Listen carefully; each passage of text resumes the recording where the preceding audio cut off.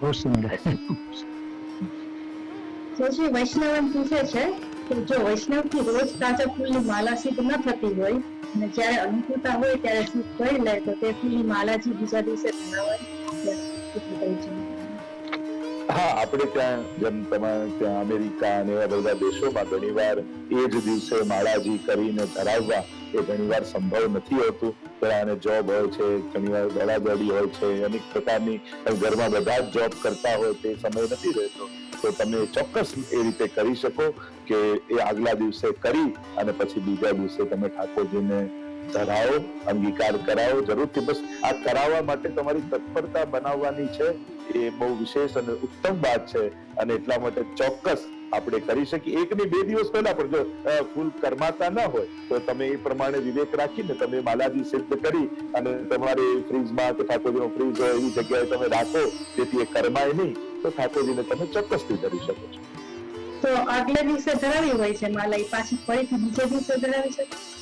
અચ્છા, એ જ માલા બને તો આપણે ત્યાં નવું કરવું એવું વિધાન છે કે નૂતન કરવું, પણ નથી જ તો પછી તમે એ રીતે અંગીકાર. પણ એ માલાથી પછી તમે આંખે અડાડી લો, પ્રસાદી નહીં કરી દેવાની.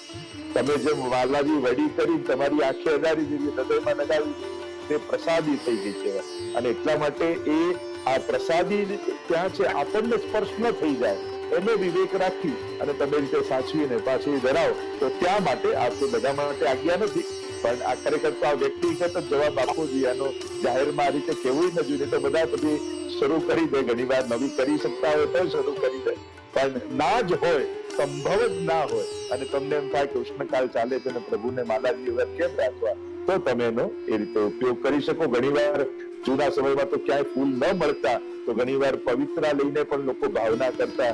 એ પવિત્રા એ તે ફૂલની માળાજીના ભાવથી અથવા કલાવતુના પવિત્ર કપડાથી બનાવીને ફૂલની માળા જેવું બનાવે અને એમાં ભાવના કરતા. એવી જુદી જુદી ભાવનાથી લોકો માલાજી ધરતા અને ઠાકોરજીને પ્રેમથી અંગીકાર કરતા. એટલે તમે એ પ્રકારે કોશિશ તો નવી જ કરવી, પણ બિલકુલ સંભવ ન હોય તો તમે એ રીતે કરી શકો છો.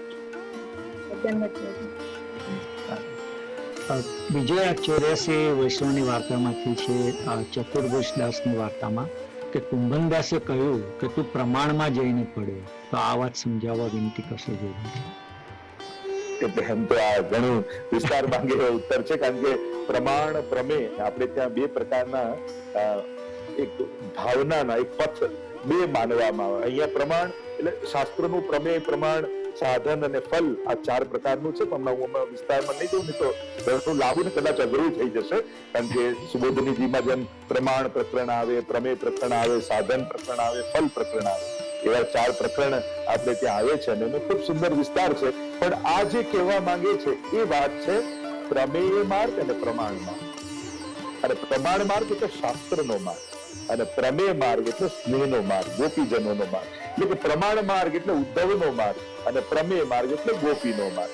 એટલે કે શાસ્ત્રોમાં આમ બતાવ્યું છે, શાસ્ત્રોમાં આમ કહ્યું છે અને કેવલ શાસ્ત્રોના વિધાનને જ જાણી અને ભાવ શૂન્ય થઈને એ શાસ્ત્રોને જ ફોલો કરવા એ પ્રમાણ માર્ગ કહેવાય, કે જેમાં ભાવના ન હોય, શુષ્કતા હોય, પણ આવું કહ્યું છે એટલે આમ કરવાનું.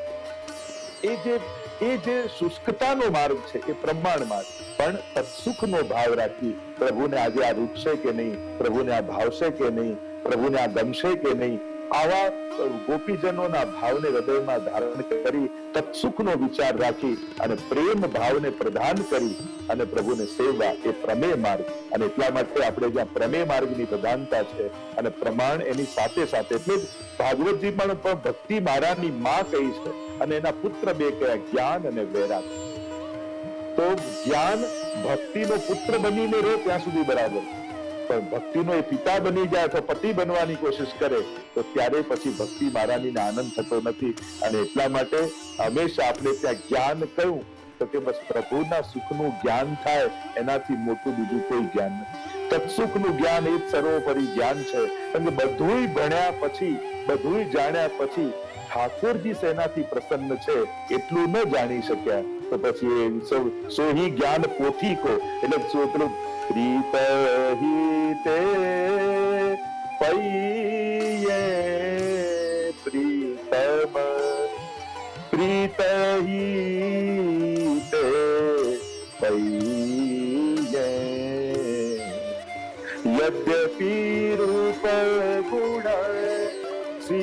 मन सुघरता इन बातन ना रिझइए प्रीतम। और गोविंद प्रभु स्नेह बिना स्नेह सुवालो रसना कहाँ जोड़ना चाहिए। तो गोविंद प्रभु प्रेम बिना स्नेह के सुवा એટલે પોપટ અને સુવા કહેવાય આપણે ત્યાં એને સંસ્કૃતમાં કે હિન્દીમાં સુવા કે પોપટ કહેવાય એટલે સ્નેહ સુવાલો તો પોપટ જેવો પ્રેમ છે કે બધું બોલે બોલે બોલે બોલે બોલે રામ રામ રામ કરે તો રામ શું એને ક્યાં ખબર છે રામની જોડે પ્રેમ કેમ હોય એ ક્યાં ખબર છે। તો આ બધું જો પ્રીત નથી તો આ બધું જ્ઞાન યદ્યપિ રૂપ ગુણ શીલ સુગડતા इन बातन न रिझइया નથી કોઈનાથી પ્રભુ પ્રસન્ન થતા નથી। એ તો પોપટ જેવી કેવલ પોપટ બોલે એટલું પૂરતું જ પ્રેમ છે પણ પ્રેમને જાણતો નથી એટલા માટે પ્રમેયની પ્રધાનતા આપણે ત્યાં વિશેષ રૂપે છે અને પ્રમાણ એને સહાયક છે। હવે પછીના ક્વેશ્ચનમાં જે વિષય વૈષ્ણવે પૂછ્યું પછી વલ્લભપુરે કહ્યું છે કે સેવામાં બીજા વિષય ઉપર વિચાર કરવો અને ઠાકોરજી વિશે ન કરવો એ એક નાનો દોષ છે। તો આ દોષ નિવારણ માટે શું ઉપાય છે અને આ નિવારણ માટે અમે હથીની સામગ્રી ધરાવીએ છીએ આના સિવાય બીજો કોઈ ઉપાય હોય તો કે આપ જણાવો। પ્રભુની સેવામાં પ્રભુને છોડીને ઇતર મન ન જાય એની સાવધાની વૈષ્ણવે એવી સાવધાની સાથે સેવા કરી અને આપણે ત્યાં જે સૂક્ષ્મ દોષો માન્યા છે તો આને પણ એક દોષ કયો છે કે પ્રભુ સામે બિરાજે છે અને મન બીજાનો વિચાર કરે તો આ મનનો દોષ ચોક્કસ છે। તો એનું પ્રાયશ્ચિત શું એનો ઉપાય શું જો એક હોય છે પ્રાયશ્ચિત એક ઔષધિ હોય એક રસાયણ બે વસ્તુ આરોગ્યમાં રસાયણ કોને કહેવાય કે એવા પદાર્થો ખાઈએ જેનાથી રોગ ન થાય આને રસાયણ કહેવાય। જેમ તમે ચ્યવનપ્રાશ આદિ ખાઓ તમારી ઇમ્યુનિટી સિસ્ટમ વધે અને તમારે રોગ ન થાય રોગ પ્રતિકારક શક્તિ તમારી વધી જાય ચ્યવનપ્રાશ આને રસાયણ કહેવાય। અને ઔષધિ કોને કહેવાય કે બીમાર પડ્યા પછી જો દવા કરીએ તેમજ એક વસ્તુ એ છે કે સેવામાંથી મન જાય જ નહીં અને બીજું છે ગયું છે તો શું કરવું આપણે બંનેનો જો ઉપાય સૂક્ષ્મ વ્યવહારિક રૂપે આપું બાકી એનું ચિંતન રૂપે તો ઘણી બધી ચિંતન કરી શકાય પણ વ્યવહારમાં એનો ઉપાય શું તો બને તો રોજ સર્વોત્તમજીનો પાઠ જરૂર કરે। સર્વોત્તમજીના પાઠના પ્રભાવથી ભક્તિમાં આવતા પ્રતિબંધોની નિવૃત્તિ થઈ જશે। વિનિયોગો ભક્તિ યોગ પ્રતિબંધ વિનાશન જેટલા પણ આ બધા પ્રતિબંધો છે આ જુદા વિચારો આવવા કોઈની ચિંતા થવી મન બીજે ભાગવું કોઈ ઉદ્વેગ થવો આ બધા જુદા જુદા પ્રકારના પ્રતિબંધો છે। તો બને તો સર્વોત્તમજીનો પાઠ કરશો અને જેટલું સર્વોત્તમજી આત્મસાત થશે એટલું સેવા સમયે મન પ્રભુને છોડીને ક્યાંય નહીં। અને બીજી વાત ગયું તો એના દોષનું નિવારણ શું તો જેમ પોતે વૈષ્ણવે કહ્યું કે અમે શ્રમ ભોગ ઠાકોરજીને ધરીએ છીએ કેમ કે પ્રભુને શ્રમ પડ્યો કેમ કે પ્રભુની સેવા કરતા કરતા મન બીજે ગયું તો એ પણ એક પ્રકાર છે શ્રમ ભોગ। અને બીજી વાત એની ક્ષમા તો તમે નિત્ય ઠાકોરજીના ચરણ સ્પર્શ કરીને દંડવત કરો છો એટલે ઠાકોર તમારા એ દોષને ક્ષમા કરી દેશે કારણ કે જેવો છું એવું આપના શરણે આવ્યો છું એટલે જ આપણે ત્યાં નિત્ય રોજ ગદ્ય મંત્ર ઠાકોરજી આગળ બોલતા હોય છે બ્રહ્મ સંબંધ મંત્ર અને એ મંત્ર જયારે ઠાકોરજી આગળ બોલો છો ત્યારે તમારું સેવા દરમિયાન જે કંઈ પણ દોષ થયા હોય એ ઠાકોરજી ક્ષમા કરી અને પ્રેમથી તમારી સેવાને સ્વીકારે છે।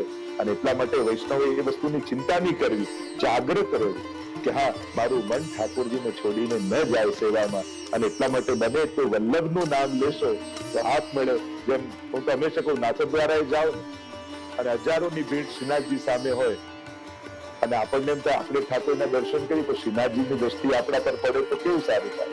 હવે આટલા હજારોમાં શ્રીનાથજી કોને જુએ તો કે શ્રીનાથજીની સન્મુખ જયારે હોય ને ત્યારે મુખમાં શ્રી વલ્લભ વલ્લભ વલ્લભ વલ્લભ આમ બોલવું કારણ કે જેના મુખમાંથી વલ્લભ નીકળતું હશે અને શ્રીજીના કાનમાં પડશે તો આપણે શ્રીનાથજીની દ્રષ્ટિએ વૈષ્ણવ તરફ પડશે અને એટલા માટે વલ્લભનું નામ એ શ્રીજીને આકર્ષવાનું સૌથી મોટું ને દયારામભાઈ ને વલ્લભ સાખીમાં ગયા હમણાં હું એ વિસ્તાર નથી કરતો પણ શ્રી વલ્લભનું નામ જ કારણ કે ભક્તિના પ્રતિબંધોને હરનારું છે એ નિકુંજની લીલાઓનું સ્મરણ કરનારું છે એટલે સર્વોત્તમ સ્તોત્રનો પાઠ વૈષ્ણવે અવશ્ય કરવો એનાથી મન ક્યાંય નહીં।